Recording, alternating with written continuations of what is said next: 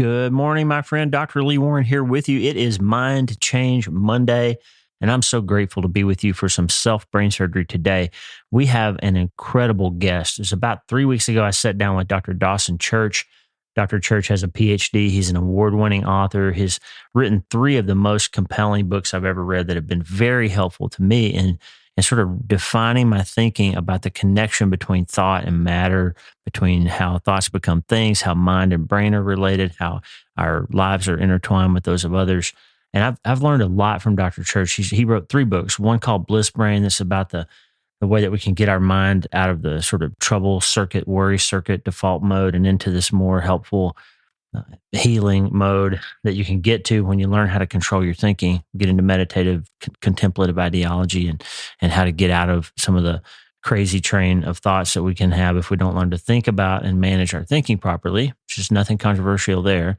And his other book, Genie in Your Genes, is the most interesting and insightful book about epigenetics and the way thoughts sort of affect our genes and our genetics and our generations. It's really fascinating, tremendous book. And then his book, Mind to Matter, is really the impressive connection of diverse fields, cosmology and quantum physics and energy medicine and hard science and psychology and philosophy and theology and all kinds of stuff brought together in that book to help us understand the way that thoughts become things. Dr. Church is one of these guys that can look at something and see 10 different ways that it connects to other areas, and just brilliant. I'm going to play the conversation as is. I debated a lot about that because Dawson and I come at the world from a different perspective.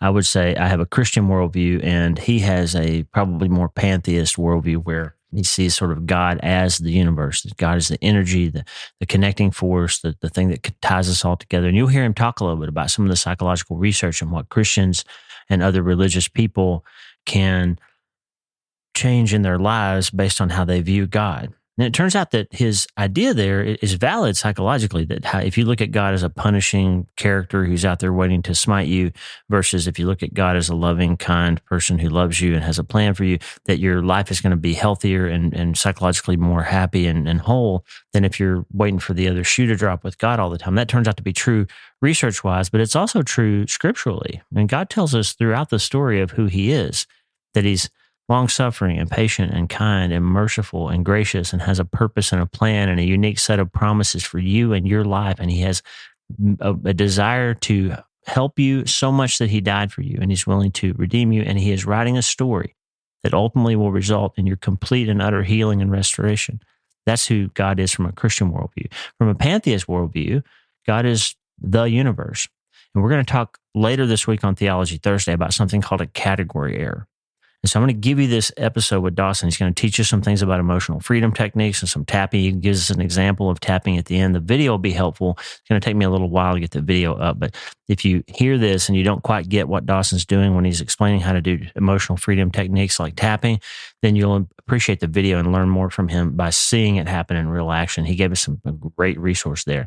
There's a huge number of people, Christian therapists, who are using Dawson's techniques to help people break through from PTSD and anxiety and emotional distress of various sorts and really find healing. It's been tremendously helpful for veterans. It's great work. And Dawson Church is a thought leader, best-selling author. 3 of his books, Genie in Your Genes, Bliss Brain, and Mind to Matter, have been incredibly helpful in sort of framing some of my thinking that's helping you every day. But you do have to, whenever you're talking to somebody, especially a scientist or especially somebody like that, you have to know what their worldview is to make sure that you're not committing a category area. And a category area is basically where I'm talking about God, for example, or anything, but we'll use God in this example. And you're talking about God, but we both think we're talking about the same idea when we say God or whatever it is that we're talking about. But if we actually have different ideas about what that thing is, then the conversation we're having isn't fully on the same page for both of us. We're coming at it from different defining worldviews. And so category errors are where you're interpreting my statements based on your filter of how you think about the issue, but it's not what I'm actually saying because that's not what I think about the issue. So there's some element of a category error when Dawson and I both discuss God and what that means. So you'll hear that. Don't be troubled by it. Learn from him. Take from him what you can benefit out of his emotional freedom techniques and the incredible ways that he has drawn connections between vast arrays of scientific endeavor. I've learned a lot from him. You will too. Dawson Church, such an energetic, compassionate, kind man. And later this week, we're going to kind of come back and wrap up some of the Christian monotheism, polytheism, atheism, worldview, category area type stuff that you may hear in this episode that'll be helpful to you on Theology Thursday. For now, sit back and enjoy this conversation with Dr. Dawson Church, best-selling author, founder of the National Institute for Integrative Healthcare. He is a published scientist, groundbreaking researcher, has helped hundreds of thousands of people break free from emotional distress with his EFT tapping technique and energy medicine practice. And I learned a lot from him, and you will too. And we'll talk more on Theology Thursday about some of the ideas around some of the theology stuff that we may get into a little bit today. But before we talk to world-renowned thought leader, Dr. Dawson Church, I have a question for you. Hey, are you ready to change your life? If the answer is yes, there's only one rule. You have to change your mind first. And my friend, there's a place where the neuroscience of how your mind works smashes together with faith, and everything starts to make sense. Are you ready to change your life? Well, this is the place, Self Brain Surgery School. I'm Dr. Lee Warren, and this is where we go deep into how we're wired, take control of our thinking, and find real hope. This is where we learn to become healthier, feel better, and be happier. This is where we leave the past behind and transform our minds. This is where we start today. Are you ready? This is your podcast. This is your place. This is your time, my friend. Let's get after it.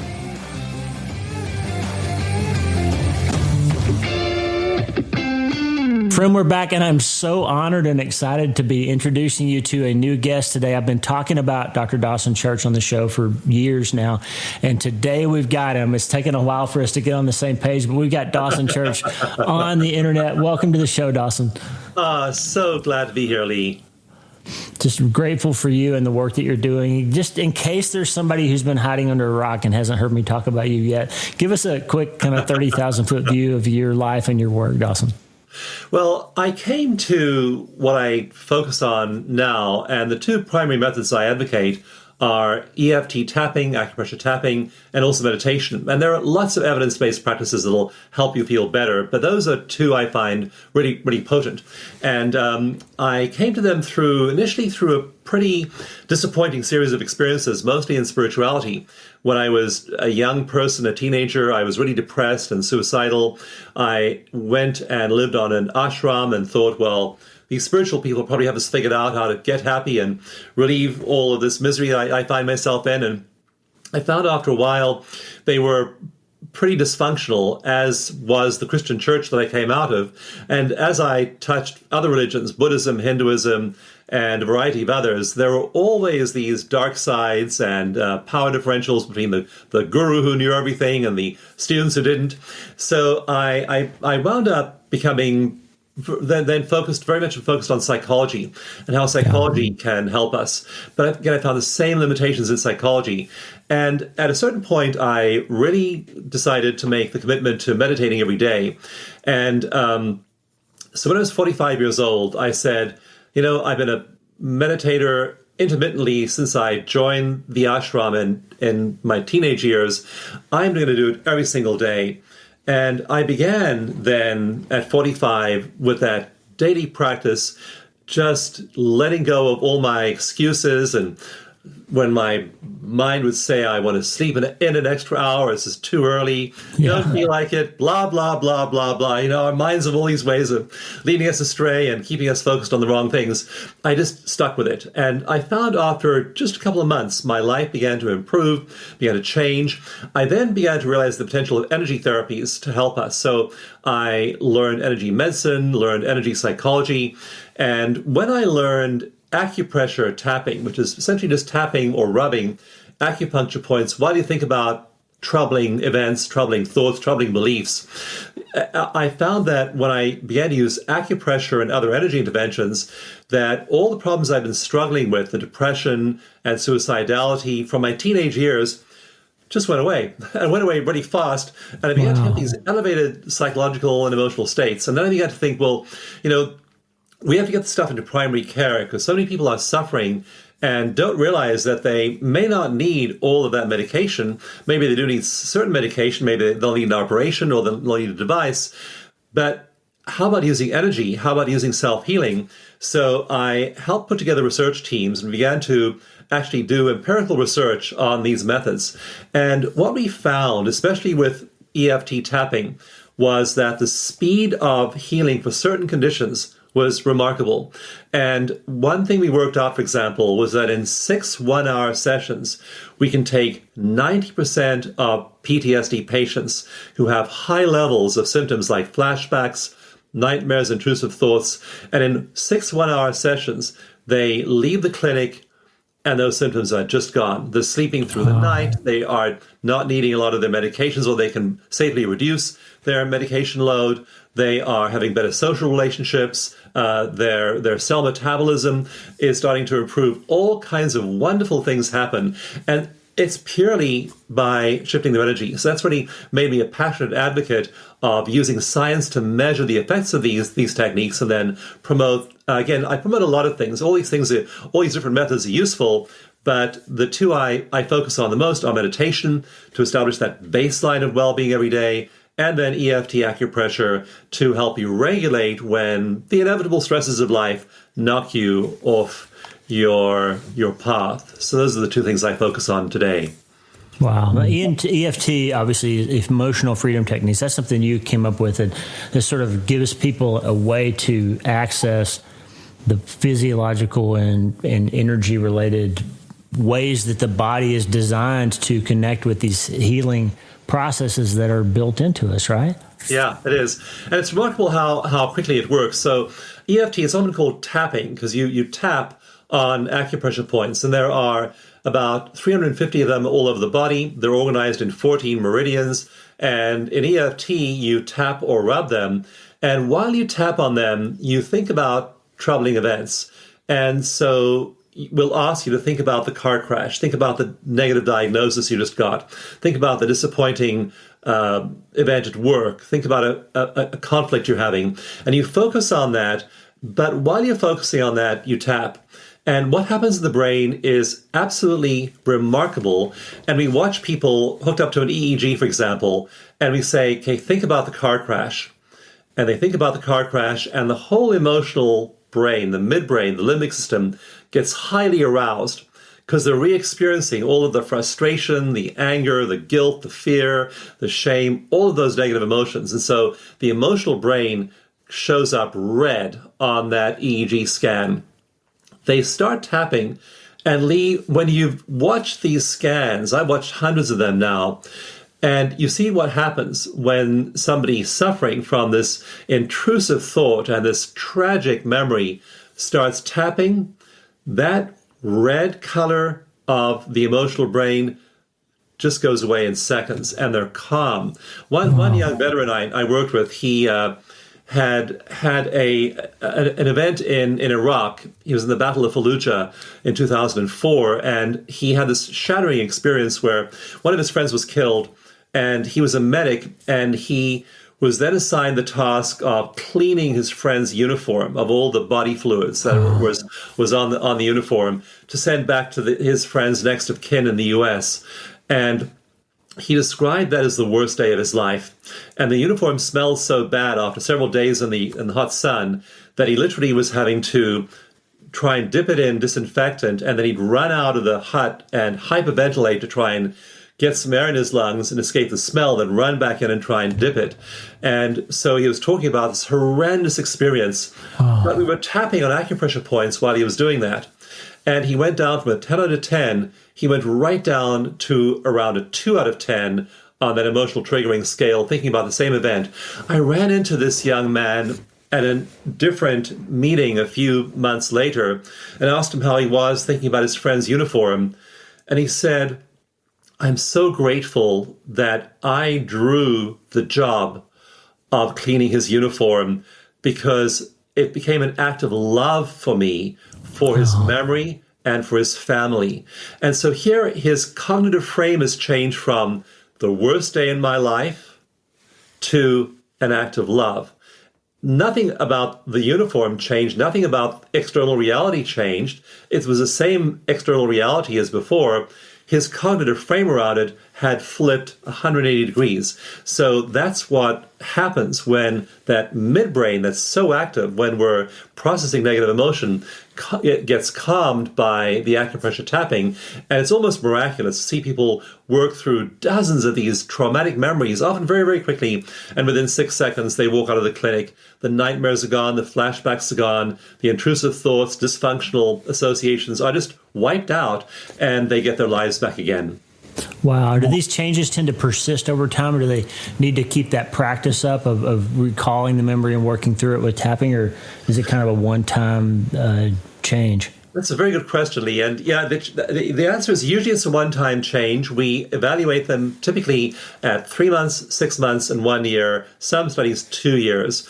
And we find the improvements are stable. They lose those symptoms and they stay lost. Now, new things might happen, and we will encourage them to go work on other issues. But if you ask them about that same memory, once the hippocampus in the human brain is our memory and learning center, and it's just a brilliant organ. It's one of those brain regions that's just magic, and it remembers things and it associates things. It makes a link between this event, and it pairs them up, because its job is to make sure that if there is a threat to our survival, and it looks like, you see the snake today, the snake bit you a year ago, you're going to remember that snake. And that's the hippocampus's job, is to make that match over there. But it's equally smart when it realizes, oh, that's a grass snake. That's not harmful. And we break the association between that memory, that stimulus, and the fight or flight response one time, and the hippocampus tends to remember. And then when you're exposed to the same trigger 6 months or a year later, you're no longer getting emotional and going into fight or flight once it's broken that association. Wow, that's fascinating. I think it's a good lesson, the story you just told, about how we can learn that trauma is not really the event, but the response. I think Gabor Mate wrote about that, how it's really about how you perceive your response and your life after the event. And you're teaching people basically to reframe the process around that memory, rather than thinking that the memory has to mean the same thing all the time. I love that. Yeah, the emotional meaning of the memory changes. And the phrase that's current in neuroscience now, that is memory reconsolidation and emotional extinction. And so the memory is reconsolidated back into your mind, but it's just an event now. It's just a story that you can tell about the past, and the emotion has been extinguished. So it's an emotionless memory. They can describe the memory still, and it may be of this very dramatic life event, but there's no longer that emotional tagging saying, go into fight or flight, go into panic mode, this might happen again. And all of those voices that tend to make us move in repetitive trauma responses, all of those voices are gone. Wow. A lot of people that listen to this show, Dawson, are therapists and people who work with people that have been through trauma and big events like that. How can they learn, if one of the therapists or those people, caregivers, are listening, how can they learn from you how to help their clients, their loved ones with this type of information? We have a number of trainings. We have some virtual trainings. In fact, there's one called the EFT Seminar. It's the basic way to apply EFT for clinicians. It's free. So just go to the EFTseminar.com, take the free course. It'll give you a good grounding in EFT. Then we have more formal training. We have week-long classes. Some of them are live at places like Omega Institute, Kripalu. Other of these classes are virtual. You can take a week-long class. And then we also certify people. And that's putting them through a 1-year program, pairing them with a supervisor, a mentor. And you're literally trained in all 48 of these clinical EFT techniques. One of the things we make sure that people are trained in is trauma, how to identify trauma, how to deal with trauma. And we have a really interesting suite of techniques for prenatal, pre-verbal trauma, because that's really hard to treat. If you were, I saw one ultrasound that a researcher showed of a baby in the womb. So this is an almost full-term baby, maybe 7 months old, thereabouts, 7 months along in the womb, and was moving around in the womb. And then the mother and father had an argument at that moment while the ultrasound was being taken, and began to yell at each other. and you watch the baby just start to jerk from side to side. The baby's like jerking like it's being tortured, which of course it is by these loud, angry sounds of those voices. Cortisol crosses into the placenta, into the baby's bloodstream, and then is making the child stressed. So a lot of people have childhood stress, have prenatal stress, have preverbal stress, and we even have a set of trainings we give people that help them identify how to find those. And if you don't have that training, it's really hard to treat those early life insults. But once you do, and you're able to shift those, it turns out that there are ways of finding them, and then there are ways of releasing them, and then helping people be free of that influence. Wow. One of the things I love about your work, and I think that's so important about your work, is you take a scientific approach to examining phenomena that people have known for years at work. Like people have known about acupuncture for thousands of years, but you and people like you look at, why does this work? How does it work? Let's understand the science. Let's do peer-reviewed, controlled trials of understanding it, bringing it into the mainstream. And one of the things that you talked about, I think it was in Genie and the Genes maybe, is you talk about how magic always precedes science. Like people see something, right? So people see something, lightning strikes, and they, oh, God must have done that, right? So they see some sort of natural event, and it's magic. And then somebody always comes along and figures out how to harness that and sell it. And then somebody later comes along and understands how to describe it, purpose it, use it, understand it, scientifically approach it. Like, talk about that for a minute. I think it's fascinating. Yeah, and so initially discoveries tend to be met with a lot of skepticism, especially from the established interests. And so, for willow bark, for example, and deriving aspirin from willow bark. Willow bark was used for thousands of years to treat pain, and then eventually aspirin was distilled from it in the 1800s, but it was about 100 years before we discovered how aspirin worked. Penicillin, and finding out that these molds destroyed bacteria. It's like, wow, how interesting. We didn't know how it worked, but we were giving people penicillin as an antibacterial agent for 30, 40 years before we had any idea of how it worked. So there's this long lag. We discovered that acupressure tapping works. There's a long lag between that and discovering that, oh, it's changing gene expression. It's regulating heart rate and heart rate variability. It's changing brain function. So there's that period when it's not proven, and we don't know the mechanisms of action. And even when those are known, there are still skeptics who won't believe it. I mean, now with the EFT, with acupuncture, for example, there are over 13,000 studies of acupuncture, 13,000 studies. And you go on Wikipedia, which is controlled by a group of science deniers, and they say, in the very first paragraph, let's just go there and take a look, in 13,000 studies of acupuncture, and they say it's pseudoscience, there's no proof of its mechanisms of action. So even overwhelmingly showing them that the earth is round, they still swear the earth is flat. And That's right. and until they die, and those Wikipedia pages will remain the same. Wow. Another thing I love is, I talk to my podcast listeners about this, is how you pull from so many different areas. And you talk about quantum physics and magnetic fields, and how energy works, and biology and chemistry and genetics and epigenetics. So how did you come to sort of look at so many different areas and start to see ways that they could be synthesized to treat real people with real problems? Like, what was that click for you? Because not every clinician can do that. No. And what I do is I look for analogies that'll help people understand scientific principles. And I think one thing I'm good at, I'm not a big originator. I haven't really done anything terribly new in my life. But what I'm really good at is at synthesizing things. And one of the phenomena that happens when you meditate a lot is 25 years ago, I was in book publishing. I had no thought of being a researcher or even writing books myself. I helped other people write books. I wasn't a writer myself. But meditation led me to these inner states of transcendence. And what you see a lot in people who meditate is a brainwave called gamma. And it's your fastest wave. And the typical person, if they have an insight, if they solve a crossword puzzle, they might have a short burst, 3 to 5 seconds of gamma. Monks and nuns, they will have 15 minutes of gamma and massive amounts of gamma. Highly creative people have enormous amounts of gamma.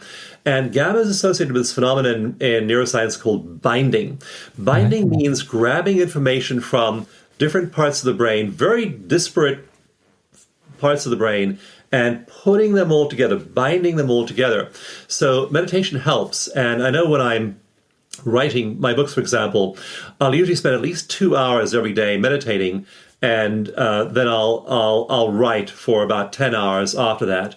So when you're in that gamma state, you're seeing connections between stuff you don't normally see. It's like, one when I wrote Genie in Your Genes, I was trying to explain how we have physical ways of accomplishing certain things in our body, and then we have energetic ways of accomplishing those things. But the energetic ways are usually much faster and more direct than the physical ways. And I was thinking, how do I explain this to people? And I was thinking about this, meditating, walked over to a rental car that I had at a conference, and I had the car keys in my hand, and I was going to insert the blade of the key and open the door that way, unlock the rental car. But instead, I just hit the unlocker button, and the click then, from a distance away, unlocked the door. And I suddenly realized, binding. That's the answer. You can stick the key in there, and that'll unlock the door. Physiologically, you can change some molecule. You can manipulate something energetically. You do it really quickly. Yeah, that's right. Because energy is faster than local physics. That makes perfect sense. You talked about in, I think, Mind to Matter, how it might be that thoughts can actually become things. So talk about that for a moment, because I think it's fascinating. I was reading Henry James, a psychologist from the 1800s, was one of the first people that wrote about what we now call neuroplasticity. And he did that because he saw in his practice that people can change their bodies by changing how they think. Like, he saw it and he knew it was real. He was way early to be able to explain it, right? And then Werner Heisenberg comes along in the early 20th century and develops quantum physics and figures out that, hey, how you observe things and the way that you look at them changes the reality of those things. And then, 75 years later, somebody like Henry Stapp comes along and says, wait a minute, quantum physics tells us why thoughts become things. And then Jeffrey Schwartz and guys like you write books to say this is the science behind how that works. So we got 100 years of guys coming down to Dawson Church now to explain to us, for the Dr. Lee Warren podcast, how do thoughts become things? Well, in my book, Mind to Matter, it has several sections to it. And the first section is all about how thoughts become things in our bodies. And that's very easy and intuitive to show. Like, for example, if I have a fender bender on the freeway driving to my office, then my cortisol rises. So here I get stressed because of the accident, and I have a rise in cortisol. And so it's pretty intuitive. I feel jittery, my adrenaline's gone up, and it takes me a while to calm down after the fender bender. So I go home and I tell my wife that night about the fender bender. I'm describing the other driver and the car and everything. And I'm getting excited and agitated. And guess what? My body's producing cortisol. Now there is no fender bender. There is no other driver. By thought and emotion, I'm triggering the synthesis of the cortisol molecule by my adrenal glands, just like it did when there was a real problem to worry about, having the car crash. So our minds are generating molecules all the time. And this has an effect on our bodies that is dramatic long term. And one small example of this, one of many studies of this, is optimists versus pessimists. Right. Long-term, large-scale studies show that optimists live about 10 years longer than pessimists. So just that thought, that pessimistic thought, producing cortisol, producing adrenaline over and over and over again, day by day by day, is corroding the human body. Whereas the optimist is producing all of these wonderful cell repair, cell rejuvenation, cell communication hormones like DHEA. So our minds are producing changes in and things, molecules in our bodies all the time, with every thought, with every emotion, which is why it's so important to learn to take control of our emotions and not just believe and think and be influenced by all the rubbish out there. And there's all this mass media frenzy and turmoil. There's a study published today, actually, which showed that negative emotional words produce more clicks in news headlines than positive emotional words. So another study showed that in the last 70 years, the number of negative words in news stories has been rising steadily in good times and bad. So that is one phenomenon that we can use to our advantage. We can deliberately attune ourselves to the positive. We can meditate, we can enjoy good books, good movies, good people. And so we're creating molecules in our bodies that way. But the cool thing is that there is evidence showing that we can influence molecules outside our bodies.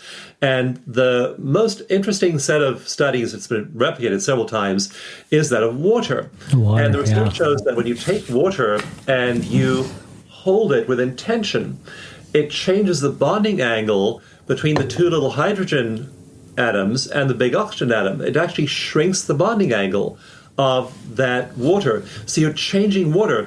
When that blessed, loved, healing, infused water is used to water plants, they grow bigger and faster and have more chlorophyll in their leaves than control plants watered with unblessed water.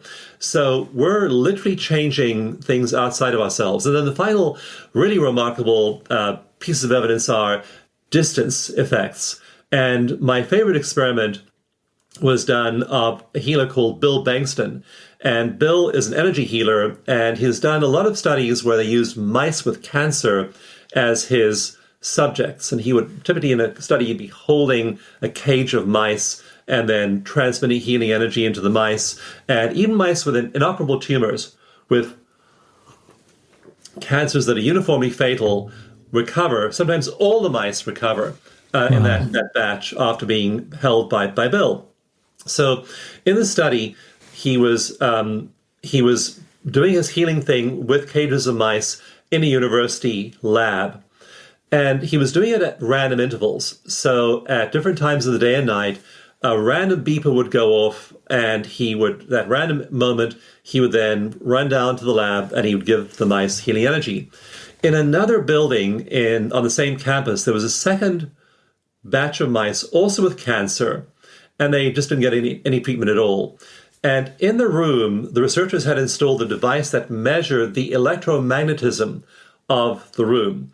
Now, electromagnetism is one of the four fundamental forces of physics. Yeah. So here we have something which is accepted by physics worldwide as one of the four fundamental forces. It just is. Electromagnetism. It's just a stable force. Yeah. Except when Bill Bankston is in a room healing mice, it fluctuates 20%. Wow. Only in that room, only at that moment, not at other times in that room, and never in the other room, okay? 20% changes in electromagnetism when human consciousness is doing something there.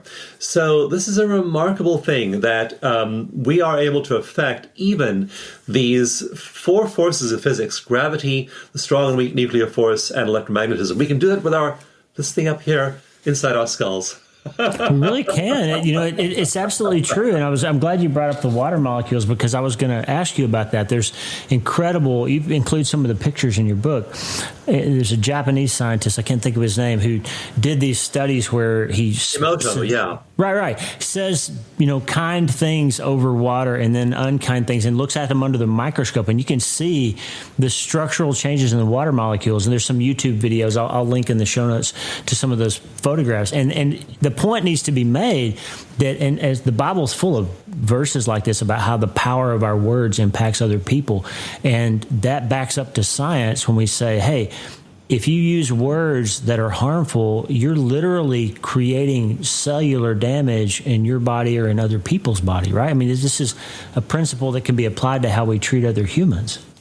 Absolutely. And so you want to watch the words you're using for yourself, toward other people. And kindness is one of those universal human values.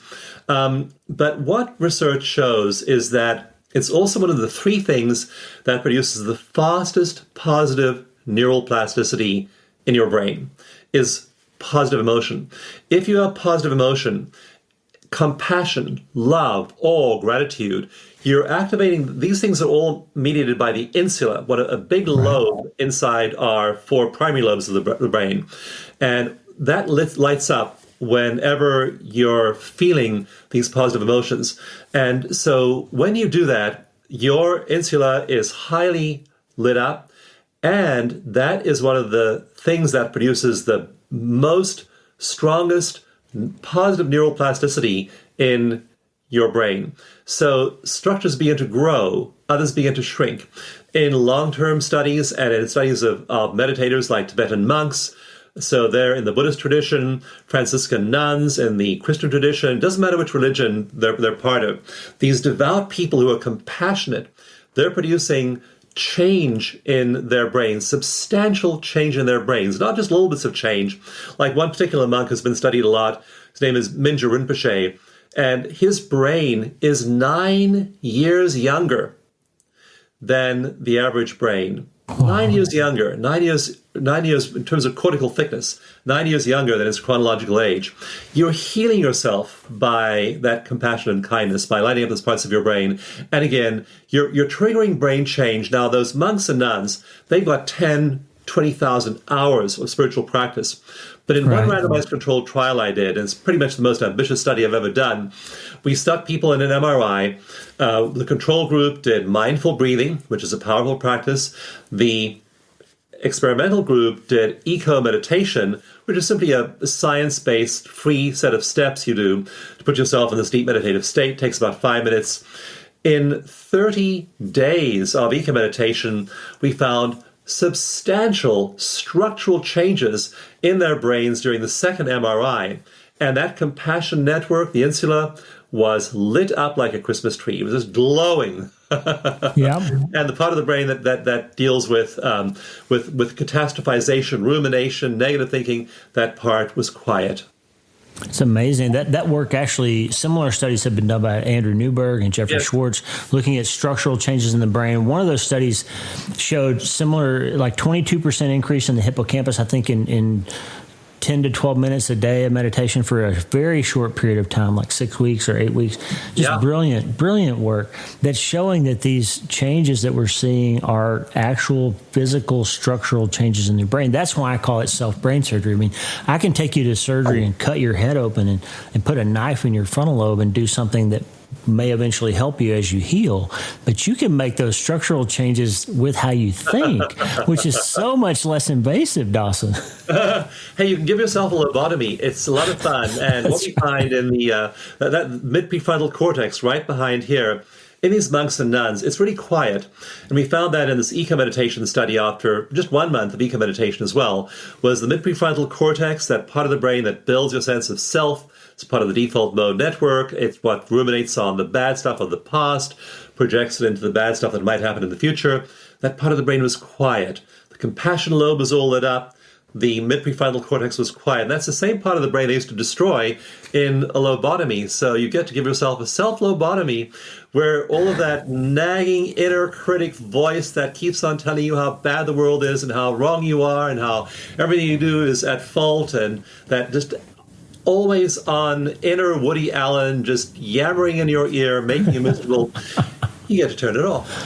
This is one of those things that, our audience listening to us today, largely Christian, and they're going to resonate with this idea that, the Bible says in Philippians 4 that how you think it changes how you live. And if you want to be less anxious, be more grateful. And so you've shown that in your research, like how do anxiety and gratitude sort of act as almost opposite directions out of the hippocampus? Like, talk about that for a moment. Like, yeah, absolutely. I mean, when St. Paul said 2,000 years ago, that which is of good report, think on these things, he didn't know the neuroscience behind it, but we now know that when you obsess about that, when you obsess about those things that are of good report, that are kind, that are compassionate, we now know that it's changing your brain. The opposite happens in people who are stressed. Their hippocampuses actually shrink.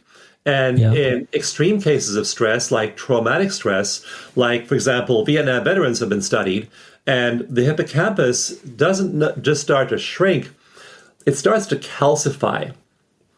Calcium is really wonderful when it's in your bones and in your teeth over here. Not in your brain. In all places. You don't want to be a bonehead. You don't want to have calcium forming in your hippocampus, your memory and learning structures, which are shrinking, but they do. And so there's absolutely right. There are both effects going on. Be positive, cheerful, optimistic, and the hippocampus grows. If you are in that looping, traumatic, stress-filled thinking mode, your hippocampus actually shrinks and becomes rigid over time. So you are literally crafting the volume of your brain, different regions of your brain, by the way you're using your mind. Wow. We've talked about a lot of different things already, energy and how the words we speak change the cells in our body and other people. We've talked about pre-birth trauma and how we act around our unborn children is important. We talked about how thoughts become things. We haven't yet touched on epigenetics, and I want to just do that because your book, The Genie in Your Genes, is really the first book of yours that I read, and just powerful connections between all these different sciences. But I think the big message I want you to just give us a little bit of hope with here is the fact that we've been taught that what we inherit from our parents is pretty much going to tell our fate. And that may not be the case. So address that for a minute about what epigenetics is and why that can be hopeful to people. Yeah, it's a wonderful field that got going in the 1970s and 80s when, before that, there was a theory of genetic determinism, that your genes determined everything about your biology and about your psychology. But first, it was observed that when you change the environment of the cell, that the different genes were expressed. And what I found really intriguing was that there wasn't much attention paid to this at first in epigenetics, but when you change your emotions, different genes are expressed. Just for example, to quote a specific, there's a gene called CYP11B1, and that's the gene that codes for cortisol. And so when you have a negative thought, it triggers activation of CYP11B1, and your body starts to pump out cortisol. When you calm yourself, when you are breathing, when you are praying, when you are thinking positively, when you are meditating, the opposite thing happens. It downshifts the expression of CYP11B1, and it then dials up the expression of a different gene called CYP17A1. That is your main gene that codes for your main cell repair hormone. So that's why people get much better at cell repair. Their levels of DHEA are higher when they de-stress themselves. And that's really the application of epigenetics. We can change ourselves epigenetically through food, through exercise, through various other kinds of activities. But by thought alone, you're literally dialing up, regulating genes in your body all the time, automatically. And you may as well then take charge of this and do it positively, and not just expose yourself to all the random ideas, thoughts, media events that are out there. Take conscious control of this. And you want to do it especially in the morning, because in the morning, before you begin your day, whatever you do in the first hour is going to help shape the mindset for your whole day. So you want to do it, and you want to set up that mindset to be positive and have that epigenetic influence at the initiation of your day. Then you're more resilient throughout the day. I want to say one thing, too, about Christianity, and this is a study that I quote in Genie in Your Genes. And there are two poles of Christianity that have been studied in a study at Baylor University. I went to Baylor in Waco, Texas, and Baylor did a brilliant study of Christian attitudes. And essentially there are two distinct flavors of Christianity. And one is much more prevalent in Europe. One is much more prevalent in the U.S. And the U.S. flavor emphasizes a punishing God. Idea of judgment, hell, damnation, the last judgment, all of that stuff. That style of Christianity. The European style of Christianity is much more focused on the benevolent and loving emphasis of all of those religious beliefs. And what that translates to in research outcomes is stark. People who believe in a punishing God live much shorter lives than those that believe in a loving God, right, and much less healthy lives. Those that believe in the loving God believe in that benevolent, kind, compassionate pole of the religion, have the opposite kind of genetic expression and the opposite results in terms of their life. The same thing they find is true in Islam. There's a lot of Islam that's very judgmental, but then there's, for example, the biggest Muslim country in the world is Indonesia. And Indonesia is very Sufi influenced. The Sufis are much more on the benevolent God end of the spectrum. Others, like the Wahhabis in Saudi Arabia, they're much more on the punishing God end of the spectrum. Same thing, regardless of religion. The punishing God people, shorter lives, more disease. So find whatever your religious belief, find the compassion, find the love, find the joy there. Read St. Francis, read St. Teresa, read St. Catherine, read these elevated saints, read Thomas Merton, read these, if you want to read some modern masters. There's Meister Eckhart, you can go back to the Middle Ages, you can go back a long way. There's some wonderful inspirational figures now in Christianity. Read them and fill your mind with the grace of God, the love of God.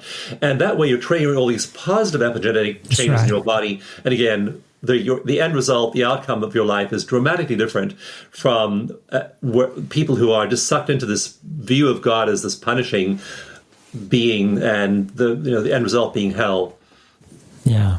Well, that's right, because basically how you view yourself and your destiny, and if you are a believer in God, how you view your relationship with Him would put your brain in a state of being either focused on the negative and on the harsh and on the penetrating punishment of eternity, or put your focus on the things that are sort of bliss related, eternal pleasure and joy and redemption and grace and all those things.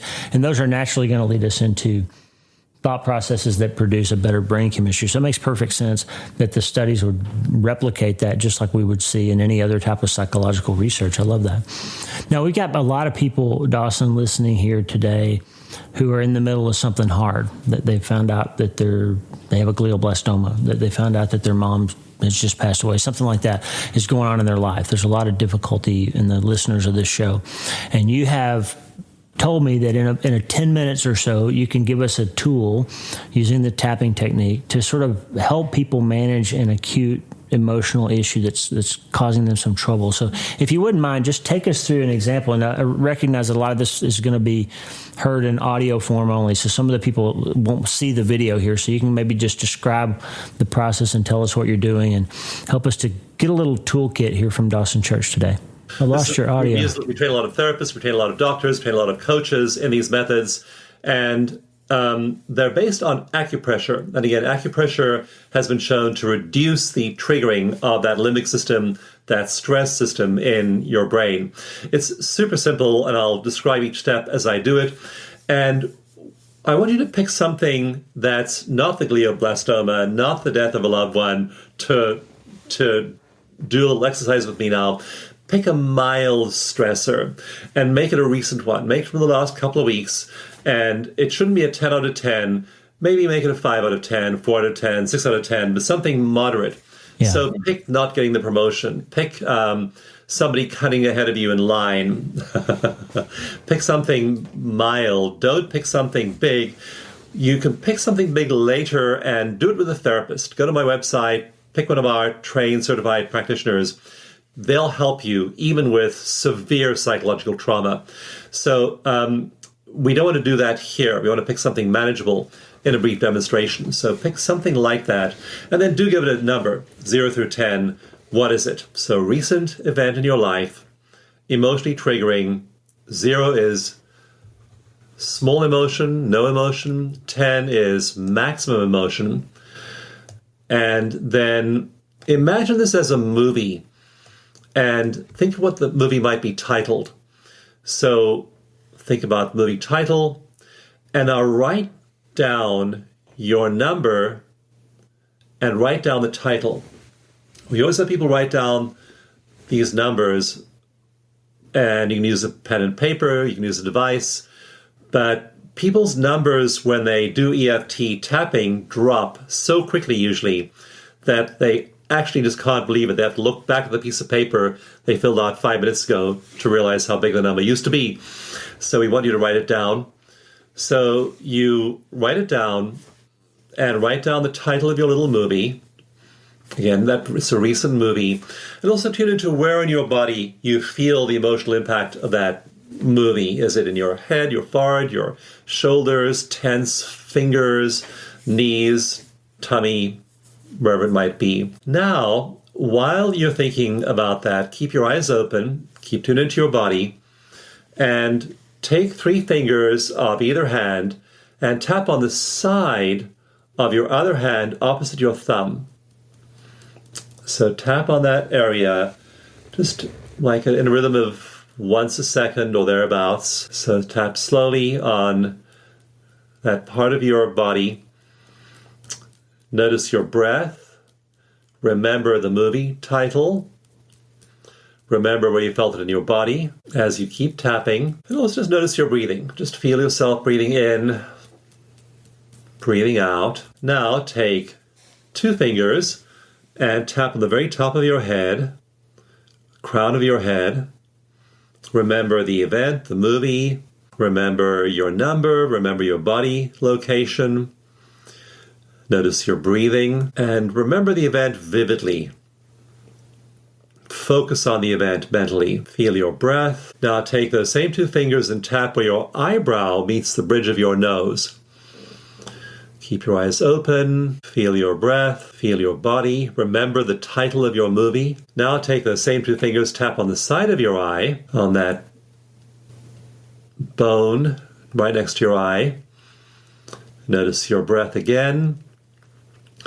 Remember that emotionally triggering event. Think of your name for the event. Notice your breath again. Now take those 2 fingers, tap under the pupil of your eye. Again, on your occipital bone, so the bone below your pupil of your eye. Think about the event and your name of the event, your movie title. Notice your breath. Now, tap under your nose. Again, noticing your breath, noticing the event, name and title. Notice you're safe. The event came, the event went.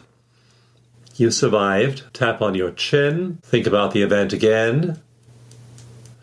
Think about the most emotionally triggering part of this recent event. And notice your breathing. Notice you're safe. Now tap on your collarbone where it meets your breastbone. Think about the event. Think about your movie title, the name of the event. Notice your breath again. Notice your body location. Notice you're safe. You're in a safe environment. You survived this event. It was an annoyance, but it's over now. You're okay. Tap under your arm, noticing your breath again, thinking about the event. Tap one more time on the side of your hand where you began, same point. And just look around your environment, notice you're in a safe place, feel your breath. Notice your body is really safe. Then we'll end with some eye movements to put your brain into a slow brainwave state, which is a healing state. So tap on the back of your hand on the groove between your little finger and your ring finger. Tap on that region. Think about the event. And now keep your head totally steady and still. Don't move your head, but do move your eyes and look all the way up. Look up at the ceiling, thinking about the event. Now look all the way to the right, keeping your head steady, noticing your breath. Thinking about the name of your event. Look all the way down without moving your head, only your eyes. Notice your breath. Think about the event. Think about the body location. Look all the way to the left. Focus on the most triggering part of the event. While you breathe, look all the way up. Look all the way to the right. Now look all the way up again. All the way to the left again. All the way down. Think about the event and your body location. Look all the way to the right. Think of your movie title. Look all the way up and notice you're safe now. You're safe now. You're breathing. You survived. Stop tapping. Relax. Tune back into your body and get your new number. So think about the event, that body sensation, and how upset are you now on that same scale of 0 to 10. 0 through 10, what's your number now? And the chances are you're much, much lower. We've done this now with all kinds of people in trauma, literally tens of millions of people in trauma, and they just find all of those emotions subside. Maybe not the first time completely, because there are often many events that are like that triggering event, but they start to get a handle on this. Like one veteran named Bob Culver, who's part of a documentary on tapping, said that he would tap on a few events for us on camera, but in Vietnam he had other terrible events that he wouldn't tap on. They were behind his wall. And he just built this wall after Vietnam. He never went to those memories. So he said, I'll tap on the memories in front of the wall. I will not tap with you on the ones behind the wall. After a couple of days of tapping, Bob realized that, hey, this is a safe, easy way of letting go of these emotions. He began to work on these horrendous memories of Vietnam that were behind the wall. And he let go of all of them. They all went down to a 0. So this really does work, and you can tackle bigger things. But again, Bob Culver was working with a trained clinical EFT practitioner. So make sure if you're going into trauma, or if you're dealing with a big, overwhelming emotion, don't go there alone. You can re-traumatize yourself. Work on the small stuff, but go work with a professional on the big stuff. Beautiful. Dawson Church, what an honor to talk to you. I've learned so much from you. Our community here has learned so much from you. Amazing career. And what are you working on now? What I'm working on now is really fun. I'm working on, my previous book was all about the neurochemicals of ecstatic states and the kinds of states that people in all the spiritual traditions get into, the mystics, the elevated states mystics get into. My new book is called Spiritual Intelligence, and what we're finding now in neuroscience is that there are certain circuits in the brain that everyone has that predisposes them to spiritual intelligence. But the saints turn them on, the mystics turn them on, the often great people in history, the Martin Luther Kings and the Gandhis, are able to turn on those circuits of spiritual intelligence. Wow. The average person doesn't know how. So I'm mapping them in this book and showing how quickly when you activate them, they start to remodel your brain. It's a really fun project. Fascinating. I look forward to reading it. Such a pleasure to have you with us today. Thank you so much for your time and the work that you're doing. God bless you, sir. Thank you. Oh, what a joy. Thank you for sharing. That was so great, Dawson. People are going to love that. Thank you. Oh, yeah. There's also a book called EFT for Christians by one of my practitioners. So it's another it's a really good entry point for Christians into tapping.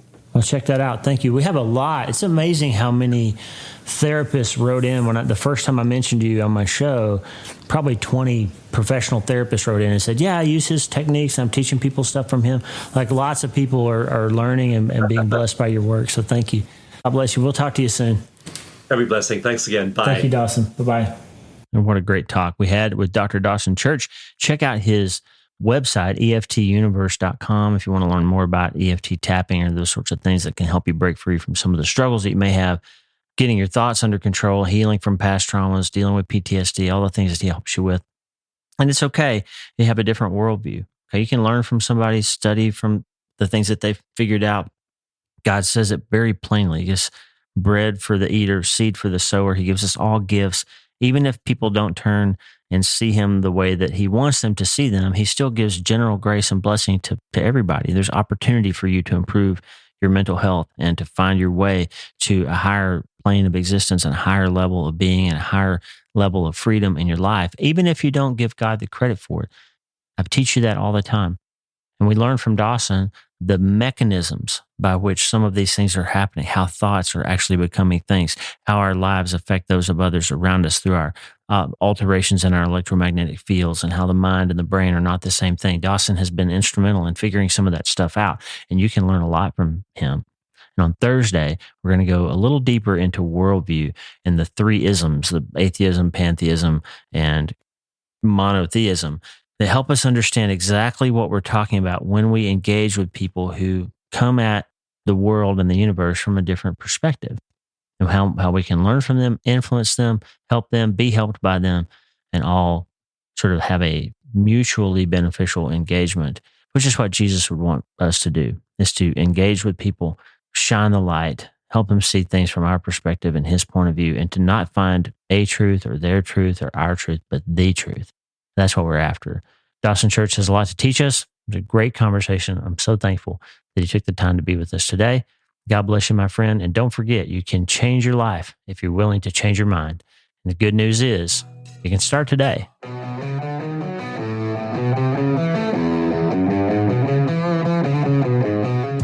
Hey, thanks for listening. The Dr. Lee Warren podcast is brought to you by my brand new book, Hope is the First Dose. It's a treatment plan for recovering from trauma, tragedy, and other massive things. It's available everywhere books are sold, and I narrated the audiobooks. Hey, the theme music for the show is Get Up by my friend Tommy Walker, available for free at TommyWalkerMinistries.org. They are supplying worship resources for worshipers all over the world to worship the Most High God. And if you're interested in learning more, check out TommyWalkerMinistries.org. If you need prayer, go to the prayer wall at wleewarrenmd.com/prayer, wleewarrenmd.com/prayer, and go to my website and sign up for the newsletter, Self Brain Surgery, every Sunday since 2014, helping people in all 50 states and 60 plus countries around the world. I'm Dr. Lee Warren, and I'll talk to you soon. Remember, friend, you can't change your life until you change your mind. And the good news is, you can start today.